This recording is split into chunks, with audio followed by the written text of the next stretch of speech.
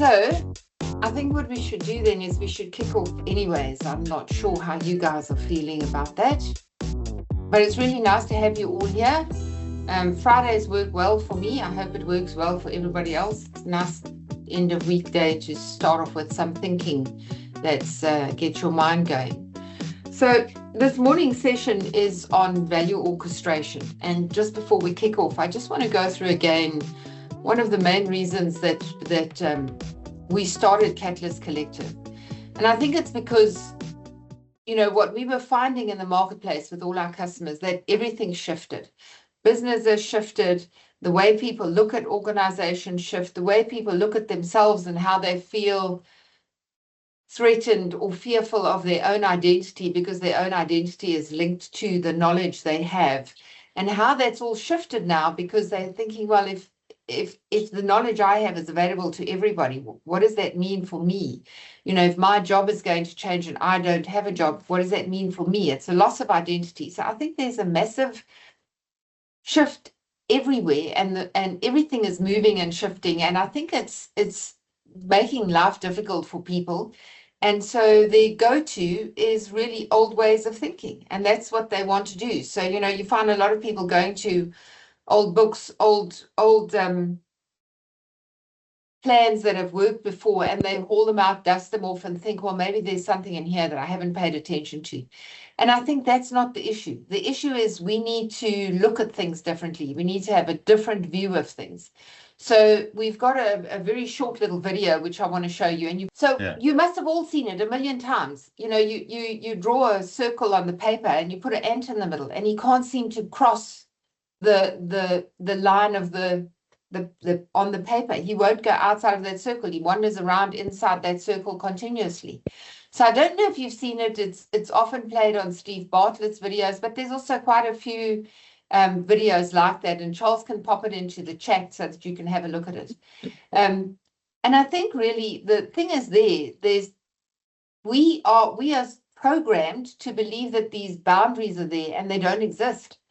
You know, it's a bit like Chinese walls, or there are assumptions, our beliefs, our fears, and they're these walls that are holding us in. And somehow I think we need to step out of those walls and look at things differently.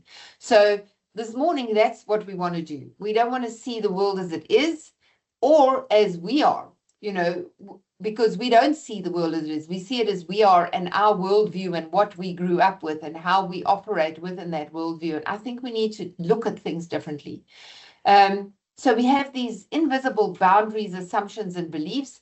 And the opportunity and the challenge, as always, is that AI is forcing us to step outside these boundaries and see our organizations, ourselves, through completely different lens.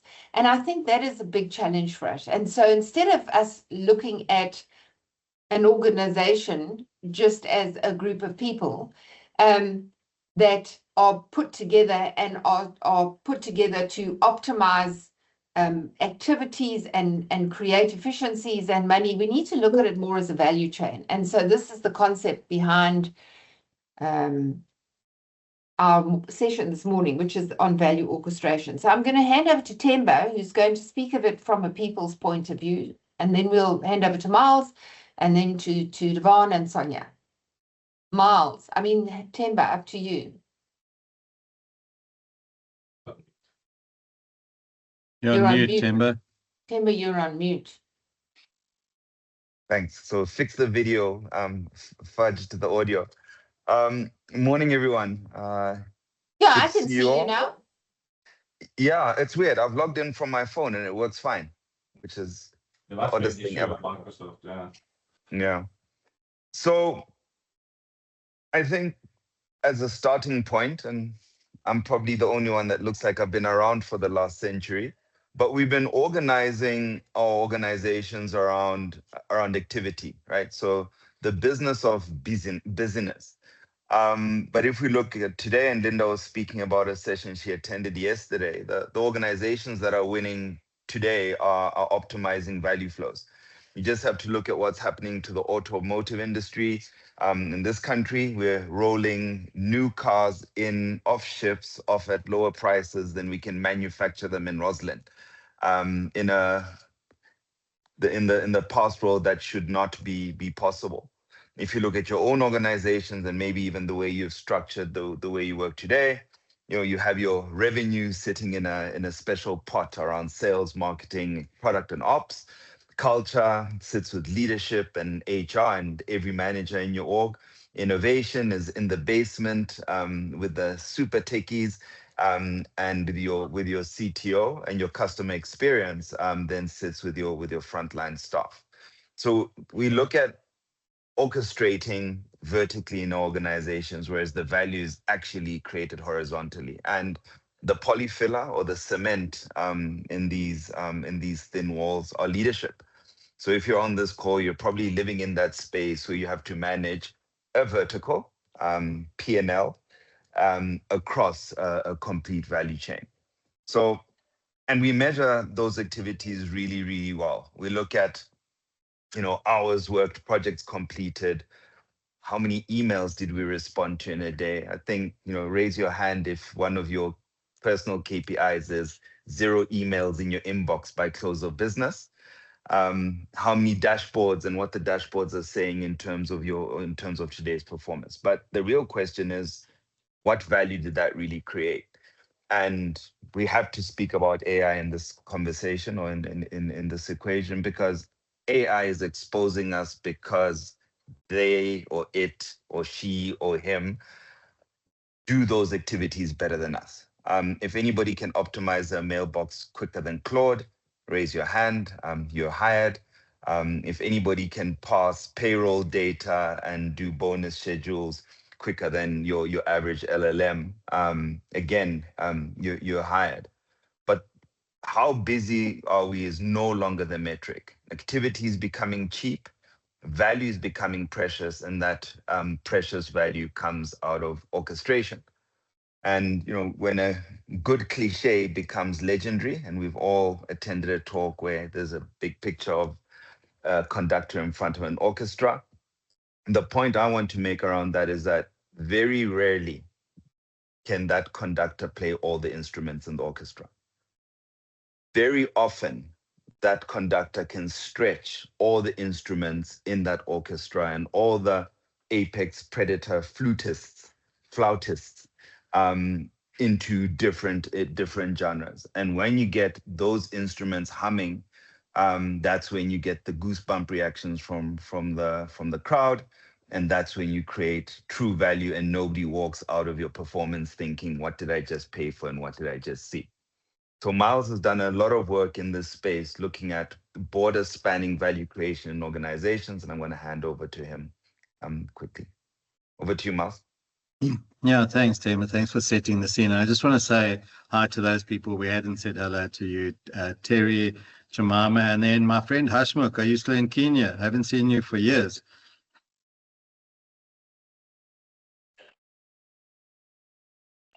Yep, good to see you, Buzz. Yes, still in Kenya. Okay, good. I haven't seen you. No, great to see you again, my friend. So, yeah, look, I think that and for many of you, you may have already heard me saying this. And I think, Temba, when you actually mentioned the car, the automobile factory, it actually brought me back to. So, in terms of, you think about that automation of the setting up the cars and building the cars, that we take it right back to when was the first, factory line that was built. Because what happened there, before that happened, cars were built. Somebody went and built the seat over here, and somebody built the steering wheel over there, and then hopefully somebody put it all together. But then we got the assembly line, which literally ran horizontally, and that's what we're trying to bring back in terms of thinking about value, is that value generally will flow horizontally. So let's say I'm creating value for a customer, and that value may very well be a new way to sort out my email system, as Temba spoke about. Is it starts in one part of the business, and that's the innovation, the strategy part. Then it moves to the development part, let's say that part of it. And then it actually moves to, the implementation part, and then the marketing part, and then the maintenance part, after sales service, that type of thing. These are all different parts generally of a business. So you have strategy, then you have innovation, then you have marketing, then you have, IT and all of that. And the minute we start putting these artificial barriers, because they are artificial barriers, because remember, value actually, again, flows very horizontally and not vertically. But the minute we start putting in functions, and then after those functions, which is your function being marketing, sales, IT, etc., you're already putting in an artificial barrier into that flow of value. And I now take this, I've innovated, I've developed this new system, and then I hand it over to development to actually put it into operation.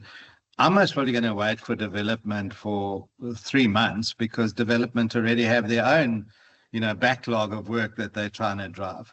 Whereas if I look at this flow of value holistically and not with the artificial breakages in it, and that even gets exacerbated, because once we've got it into a function, we actually start handing it over to jobs, and then once people start working in their jobs, they'll say, yes, now we'll get to that, but we'll get to it in 3 months time or 6 months time or whatever it is. So you immediately stop that flow of value. Now when I talk about value, and again, and I've just I actually am waiting for Amazon to release it, but I just wrote a book about all of this stuff, and it's called Back to the Future, because we've literally got to go back to how do we actually create the value. And a lot of it's going back to basics, which is, let's have a look. And this is where Cedric is so very good, and I know Mark is as well, in terms of actually looking at the business process side of stuff. How does this value flow across the business? Where are the breakages in the chain? Where are the blockages? How do we release those blockages? Where's the duplication of work, etc.?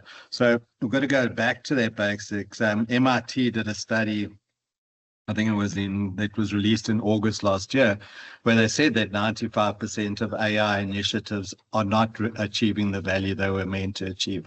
And it's because people look at a problem in an organization and they throw a tool at it. Okay, and that tool may not necessarily be the right tool, or it's not looking at this systemically and holistically.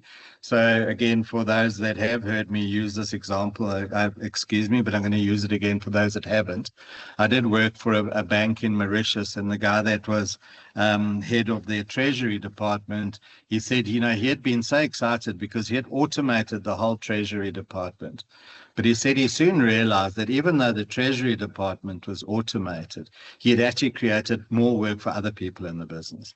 Because now not only did they have to work within their own systems, but they now also had to work with his automated treasury system. So instead of improving efficiency, he had actually created more work into the business because they had not looked at this holistically. I'm going to quickly show a slide, which is it's called Martek's law. And this is one of the issues that we face within business today, is that.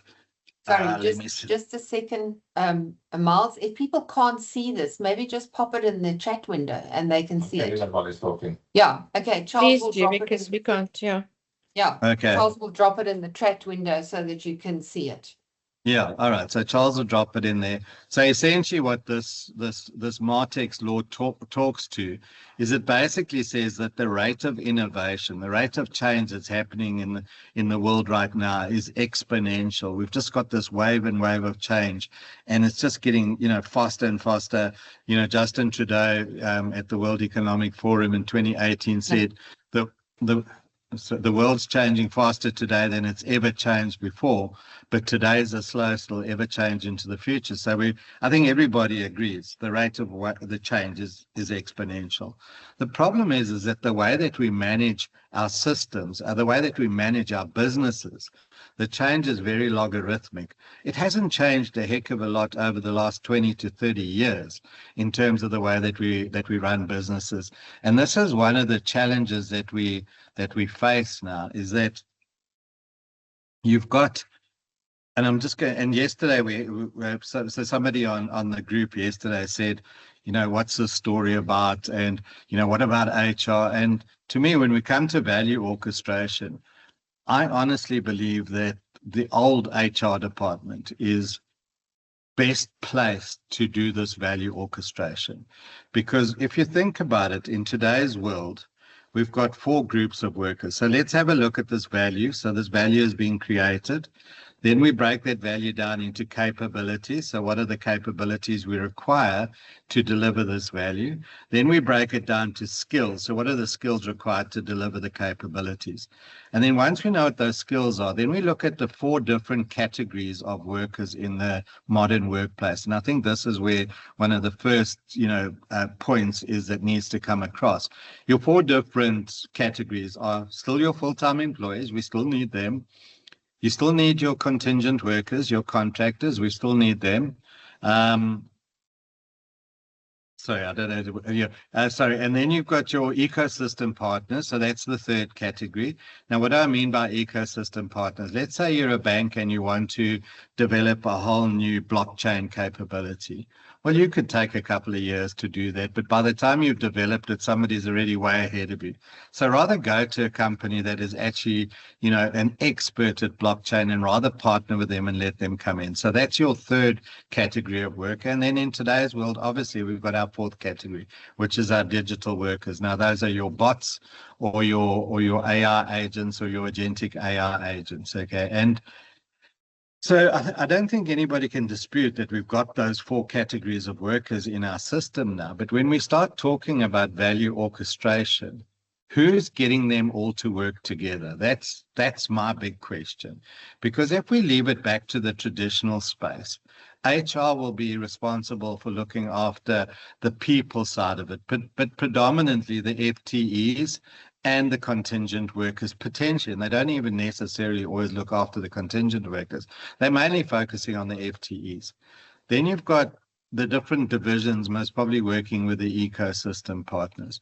And then the last group, which has become that big part of our business today, is your digital workers. And normally that sits with IT.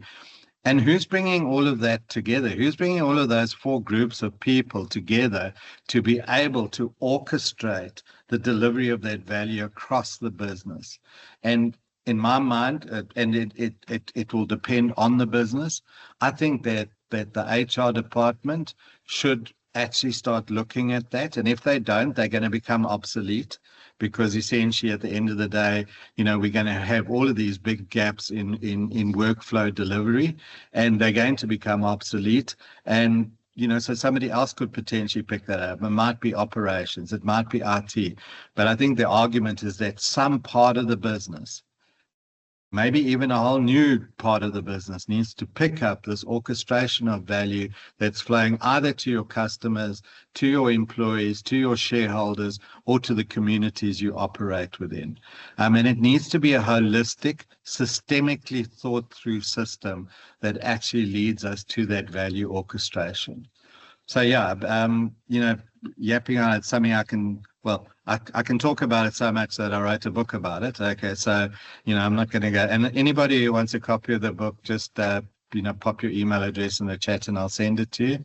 But I think I'm going to also, because we're starting to talk about systems thinking, etc., most probably handing over to potentially to Devon or to Sonia to pick that up.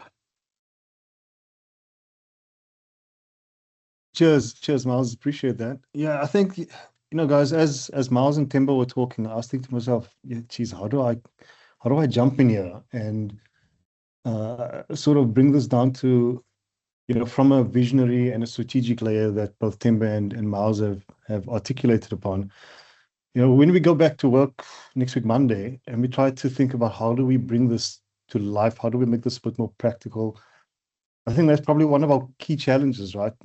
It's how do we systemically introduce thinking into the business that constantly looks at trying to extract value and trying to orchestrate value. And I think if you look at where strategy fails, it's oftentimes in translation to a middle manager layer or to a management layer. And then those individuals that are responsible for implementing strategy It oftentimes fails there. So I really think it's about helping teams make better decisions about where they spend their time and the attention. The shift is necessarily the shift. I think what we need is from task execution to value prioritization. And what does that look like on a daily basis? If we change our behaviors, what do we move away from, and what do we move towards? So if I'm thinking about this here, I think that we have certain current behaviors that managers oftentimes look at. They look at their tasks, what tasks I need to execute upon, what work reactively or retrospectively have I missed out upon that I need to catch up on. And sometimes from my team point of view, who needs to catch up on work that they've missed out on, that sort of thing there. There's a lot of effort and focus on individual work, right? Because managers are not trained on how to manage people. They are put into those positions because they were great individual contributors. So largely, they're still focusing on their execution as opposed to the team's execution. And they are largely output focused. And I think that that current behavior, that mindset around those 4 current behaviors, I believe those need to shift to a value extraction or value contribution sort of behavior orientation. So task execution needs to shift towards value prioritization. Reactive work, that should be focusing on intentional work. Individual contribution needs to be focused towards that systemic and systems thinking, so 2 different things. And then output focus needs to be focused on that value focus or impact focus. And those are the mindsets that I think that we need to start seeing. So not mindsets, those are the behavioral shifts that I think we need to start creating in our teams and in our managers over the course of the foreseeable future. So practically, I think that what should we be doing to help managers make the shift? I think that we need to aid them in sort of better question how to guide their teams. I always think of habits and how do we create our habits? How have we formed the habits how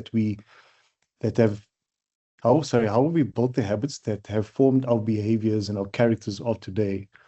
And largely that's over time, right? That's based on a number of years and a number of years of us doing things repeatedly. But if we need to change our behaviors, that means we need to change our habits, and we need to change these steps that we do on a daily basis that lead us to our current behaviors. So we need to identify what are the triggers that cause those current behaviors. And so when I see the trigger, I'm going to change and do something that's focused on value. So that we reinforce these daily habits that reinforce value thinking and value orchestration. And identify the clear signals, lastly, around what success pertaining to value orchestration looks like, not just output, but input.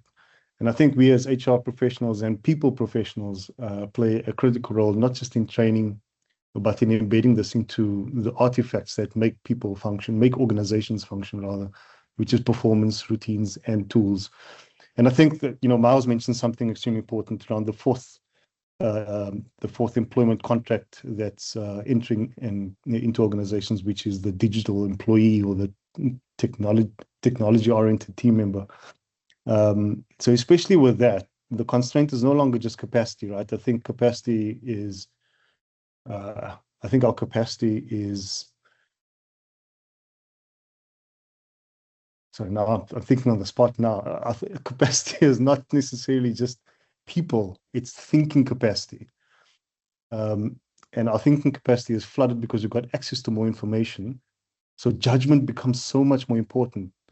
And we have to help our managers understand how we can use their thinking capacity to think better, to judge better, and help their teams to develop that muscle as well, so they can become more capable. I'm going to pause there and hand over to Sonia. Just before Sonia starts, I just wanted to sort of summarize a bit of this. I think for centuries we built our expertise on accumulated knowledge, but now we've got systems. that analyze information differently.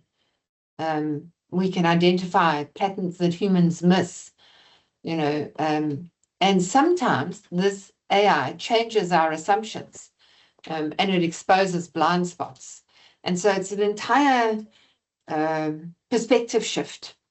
And I think it acts as an external intelligence that asks, well, what if the boundaries that you think are there don't really exist?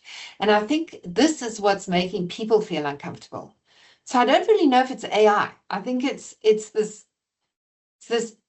invasiveness of AI that's making people feel uncomfortable, because, you know, managers and leaders, they built their careers on expertise.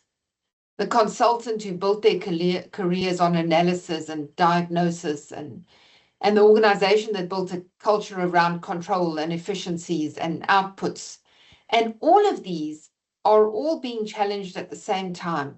And I think, I think this is where we really are struggling as a cohort to understand how to deal with this. And the reason I think Sonia will bring such a lot of value to this is because this is the type of thing that you deal with when you're in complex situations. So just like that ant couldn't step out of the circle because he thought he had a boundary there, he didn't really, but he did. And so now we need to try to understand that as humans to move forward. So Sonia, if you want to just take over from there, and then I think let's open up and see how other people are experiencing things as well, because it's obviously not just us. What are others finding as well? Sure, thanks, Linda. I think if I had to summarize from my perspective, so my work is in complexity, and I very often use metaphors to kind of help people understand. You know, it's I can go into a whole spiel around complex versus complicated, but you know, I think just from a metaphor perspective, you know, I wrote a blog post several years ago that very, very nearly went viral and that I've kind of become known for. But essentially what I said is it's hard to survive in the jungle if you were trained in a zoo. And I think everybody today has been trained in zoos, you know, from schooling straight through to business schools, and also just to how our organizations are set up. You know, we're trained to think in categories. We're trained to look for linearity. We've got linear change processes. You know, everything that we've been taught as best practice essentially prepared us for a complicated world that is predictable, that is linear, where we can have our silos, where everything can be managed. And so that is the zoo. You know, and zoos breed complacency because of these boundaries. And in a zoo, they're not artificial, but in a human environment, they are quite artificial. You know, we make them seem as if they're real because of, you know, our org charts and how we structure things, but they're not the same as a zoo boundary. But it can make us feel quite safe and secure because everything is predictable and we can measure things and we know exactly what we're responsible for. Whereas in a jungle or in the wild, you know, it can feel a bit dangerous because there everything is connected to everything else. Everything flows. You know, this is the complex world where we can organize around value, where, you know, where we see our organizations as living systems. And we think about wholeness. We think about optimizing for flow, whether it's flow of value, flow of communication, flow of creativity. And we all know that this is how life really works, but our organizations and our work has for decades been structured very differently, like a zoo.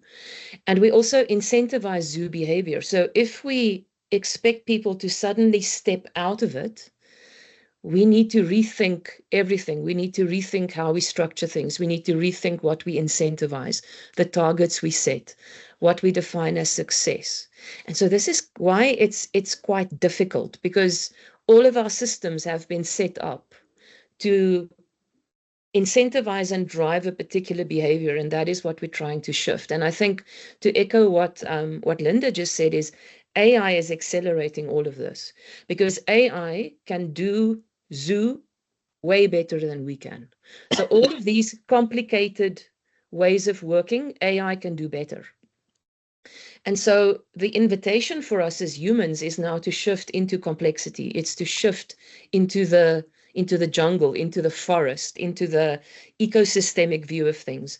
And I want to introduce a second analogy. So Ron Heifetz, in his book, The Practice of Adaptive Leadership, made this distinction of the dance floor and the balcony. And he said every now and again we need to take a step back onto the balcony so that we can get a different perspective.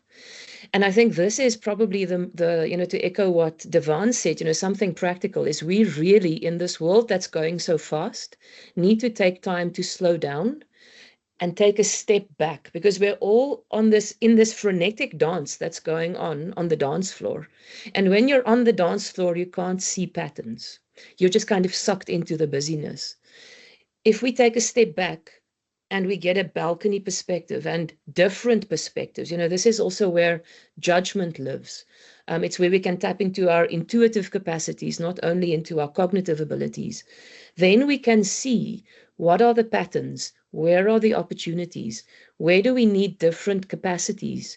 You know, I think we need different skills, but we also need new capacities, you know, and those don't come through training alone. So I think this is a really big opportunity for us. And I think AI is going to, in a way, force this. You know, so I've been banging this complexity drum for many years. And in the past, it just seemed too big because, as I said, we need to really rethink how we view organizations, how we structure, what we incentivize, the role of people. And I think what's happening now is AI is forcing that change. And if we see it as an opportunity for more aliveness in our businesses, for more wholeness, for more flow of value, then I think it counters this almost fear-mongering narrative that is leading at the moment. So I think I'm going to stop with that, Linda. I hope that was useful. And I think it was very useful. Hand Thanks, over for Sonia. questions. Yeah, I think that you know, the community was put together so that we can have these conversations in a space where we don't feel that somebody's going to think, geez, they're nuts talking about zoos and jungles and ants and circles. And I suppose, you know, those conversations are a safe space for us to have them. And one of the things I'd love us to start to explore is, you know, as Devon was saying, it's all good and well that we talk about it and we can spot it and we can see what the problem is, but what are some ideas that we can put on the table for each other so that we all learn together and basically for the greater community of how we can change this? What are some things that we can change? Where is our entry point? Who do we speak to in organizations? How do we get the ball rolling to start a different conversation and get this change that we all realize is coming down the track? So let me, with that, open the floor and say, Diane's got a hand up. Diane, let's hear it. Thanks, Linda. I've now had the opportunity of listening to you guys twice. I was at the Grey Feather on, I think, Tuesday as well. And in the meantime, I've also had a chat with Miles and Devon. And Sonia, as you were talking about the skills of the zoo, you know, now going into the jungle, I actually just popped into my chat. You know, how do you actually reintegrate animals that were raised in the zoo back into the wild as an analogy? And such an interesting thing that came up was teaching survival skills as one of the things that came up. And I do think there's fear at the moment, and fear is the biggest thing that we actually need to deal with. Fear on the one hand, and secondly, Sonia, I agree with you. We need different organisms to be able to orchestrate this complexity. The organisms that we've had in our organizations are too rigid. We're going to have to shift the organisms. And so, Linda, you were asking, what can one do? So Devon and I were talking yesterday about the whole concept of AI literacy as a first step within organizations where people actually start understanding what this means. You know, I love his 6-step process, because I think his 6-step process is it's the right process to follow to actually get people to start understanding in the end what this looks like and navigating the ethics. But what I also want to put into the pot today is that I don't know whether you have seen the video of the wolves that were reintegrated into Yellowstone. Yes, yeah. And that's around the keystone species. And I've studied circular economy and sustainability strategies, and keystone species are really important in certain places. And working with that, one of my thought processes was the concept of emotional intelligence as a keystone skill set in this transition to move away from fear to empowerment, where people start really, understanding themselves, understanding, where they fit into the new world and what this new world will look like. And that may be woven in together with AI literacy could become a really interesting enabler within organizations from a skill set side. And out of that, or in the meantime, these value organisms need to start taking we've got a brilliant opportunity to shift the way organizations operate. And I think this collective is brilliant because it gives us the opportunity to say, how do we shift everything to make it work in the end? And these are just some of the suggestions that I want to put on the table. So I think that that's a great comment, Diane, and I think what we need to do is start publishing a lot of the things that come out of this session on places like LinkedIn, but then also provide you with it so you can share it with your contacts, etc. Because I do think it's a collective, which is exactly why we called it a collective. I think one voice is not going to change anything. But if we can all put something into it, I think the richness of it and the ability to inform the language around AI and how the world is changing, I think is absolutely so vital. So thank you very much for your comments. Anybody else got some comments and some ideas on how we can change the world? Linda, can I just quickly maybe respond to Diane? Sure. So I've been doing a lot of thinking on this notion of rewilding. And, it's the one thing that you can't really do is to just chase the zoo animals out into the jungle and tell them, oh, there you go, now you're free. They definitely won't survive. And I think there are survival skills, but I think there are also capacities that are actually quite difficult to teach. So things, for example, like how do you get more comfortable with ambiguity and with continuous change? And how do you sit in discomfort? And here, maybe a little bit of a controversial perspective. In many of the organizations where I work, something that I think was well-intentioned has become a bit of a detriment, and that is the whole conversation around psychological safety. Because in many organizations, the way it got implemented essentially creates this really strange sense of comfort, and it also shuts down the very conversations that we actually need and the ideas and the difference. And so I think there's also something really practical here is how do we take something like psychological safety and what you also said about these keystone literary skill sets or literacies and change it so that it actually supports this shift and doesn't undermine it. Because psychological safety in the zoo and psychological safety in the jungle, I think, would look very different. So I just wanted to put that out there. Thanks so much. V? Yeah, not so much of a solution, but just like what I've been thinking. Like I think all the speakers have so much of value to add. And it really got me thinking. I think what Miles is saying to me is like a little flabbergasting around what the entire world has to do, which is basically topple its structure, right? And I think if I look at what's happening in an organization where people aren't close to the people edge, but they are to the business and profit edge, they look at it like, how can we make profit? And yes, we do have these people. How do we make them work for us? But in an organization now, and that's why I think we're also finding a lot of CEOs saying, well, let's get rid of this whole HR department and let's get rid of all these people because we don't need them if we're looking at profit.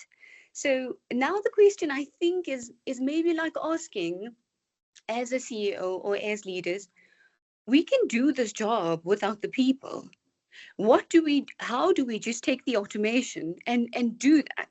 But that shouldn't be the question in the world of people. If the value of what most of us think is that AI should be here to enable and partner with people, and then help humans to maintain and develop further human development, higher order thinking, and different values, or sort of like creating a different chain or understanding of what that human is in the workplace.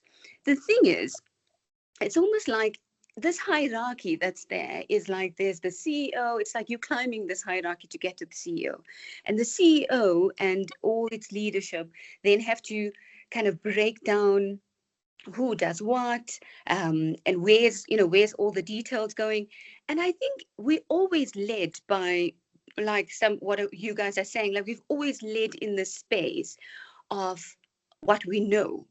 And now it's like almost like a management curation. Like it's different in what we have to do. We have to decide, I think, this is where we're going. How do we take the people with us, that we still have to use people and develop people, because the mandate has to change. It's profitability, but it's also what do we do with people. So it kind of like shocks me a little bit. And I think value has always been in the business. Value orchestration has been in many of like procurement and departments, but never together. So, and I'm saying a lot of things, but it's just a very good topic. Thanks. So Miles and Temba are vying to respond to that. Miles, your hand was up first, so don't steal Temba's words. I think I beat Temba by half a second, but it's no problem. So I think we bring up a very important point here, and it's also one of the things I often talk about. Again, referring to the World Economic Forum, they release a jobs report every couple of years. And the one that was released last year said that AI and automation will destroy, I think it was 78 million jobs, but it'll create 170 million new jobs, which means that actually a net gain of around about 92 million jobs. The thing is that those are different jobs now. They're not the traditional job. And if I go back again to what we're talking about in terms of this orchestrating the value and deconstructing the work into capabilities and into skills, we've actually got to design a whole new workforce. And this is one thing that in my experience, scares the living daylights out of HR departments when I say to them, that job architecture that you've been constructing for the last 20 years, you actually need to most probably throw that in the bin and start again, because the jobs of the future are different to the jobs of the past. So we need to develop a new way. I think the other thing is that, and that's the reason I put that YouTube video link in there. We've had this discussion before, Linda, and then where we say, we are not going to change everybody's mind all at once. We're going to change them one person at a time. And that video is a guy that actually starts dancing like a crazy person at a festival. Everybody looks at him, this guy's crazy. Then another person dances with him. And then eventually the whole festival is dancing with him. So I think we've got to take this and start winning battles one battle at a time. We're not going to change everybody's views all at once. But if I change one person's view today, I've done my job. I'm not trying to change everybody's view all at once. Thanks, Miles.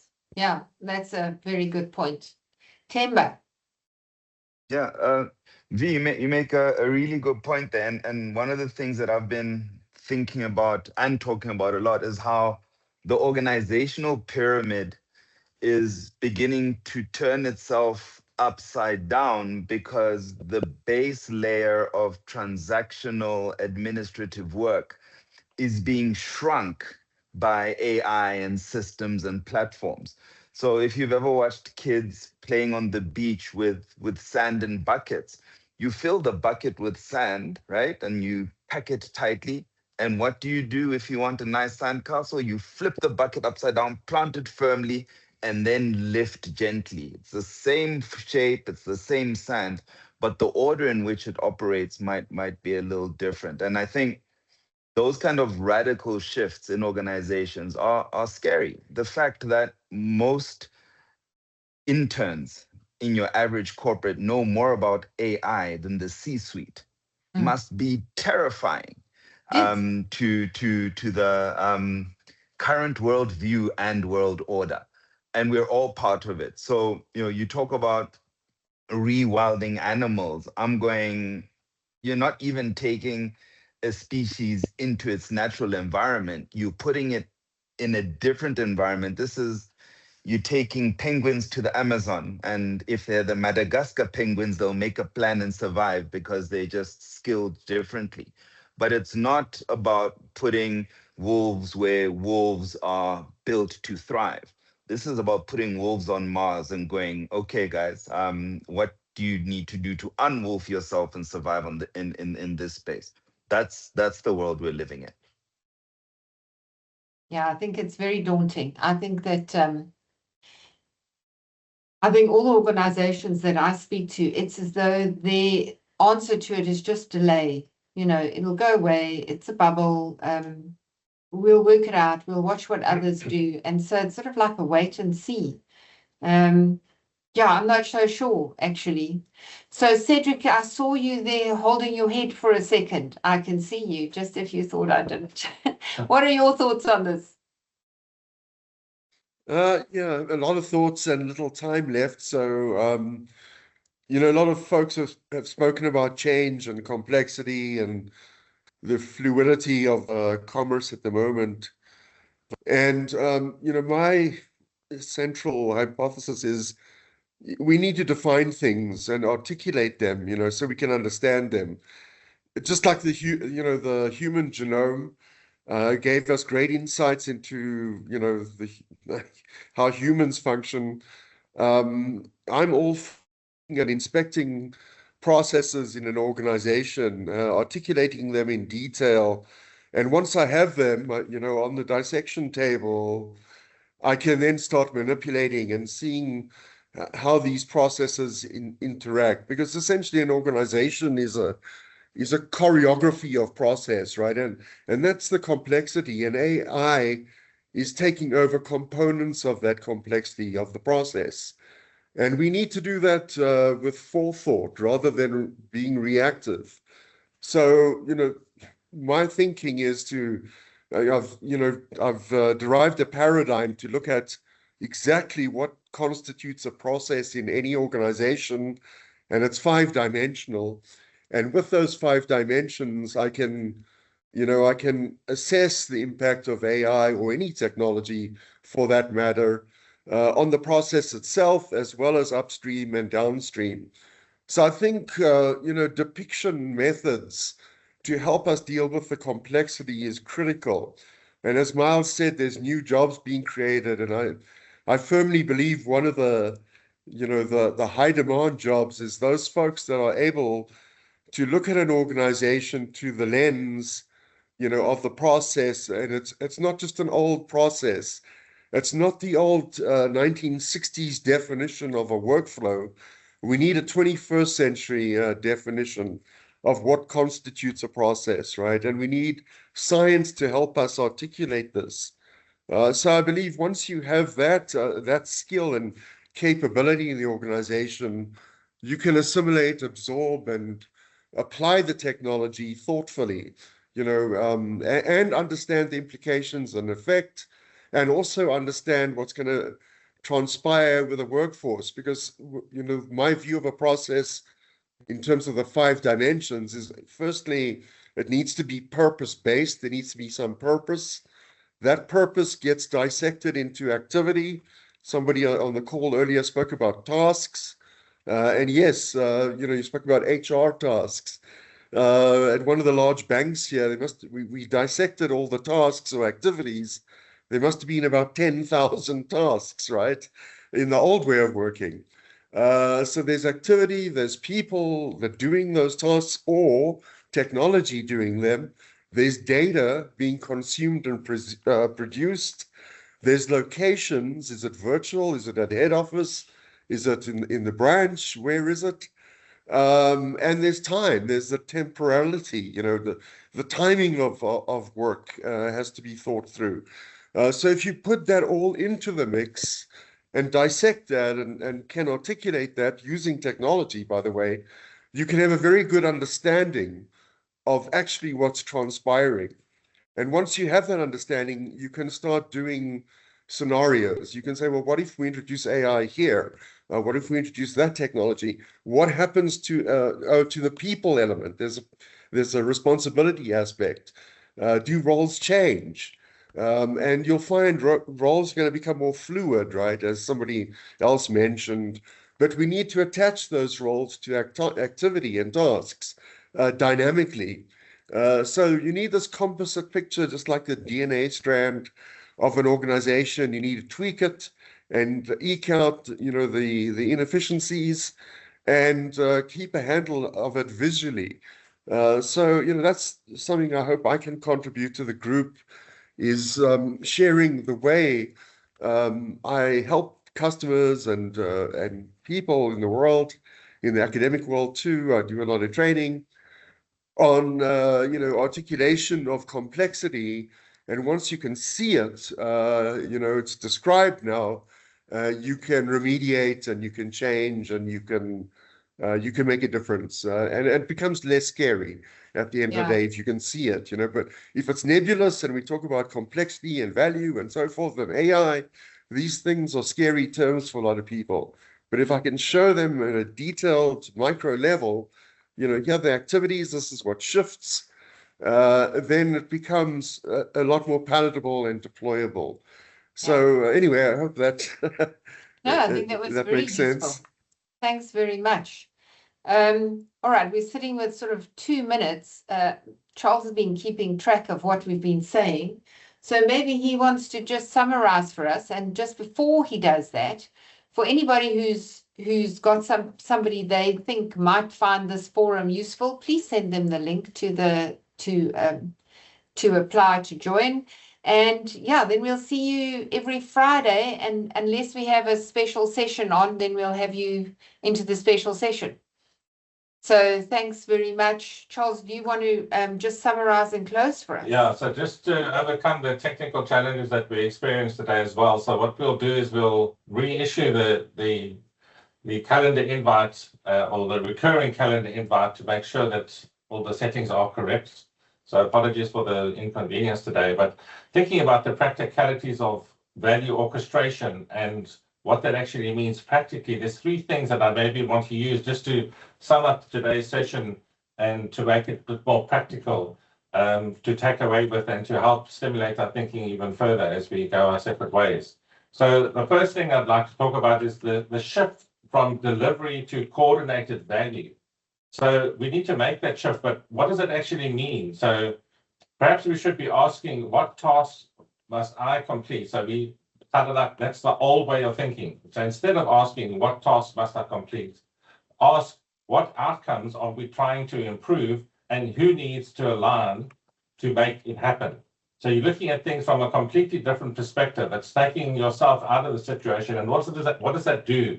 This helps people move beyond isolated activity and focus on shared performance results. So I think that's been coming through quite powerfully in today's session from my perspective and from my vantage point, is that we're constantly talking about, through the various speakers, that we need to be collaborative and consultative and engaging with others to achieve what needs to get achieved in the modern era, rather than trying to be subject matter experts in our own right.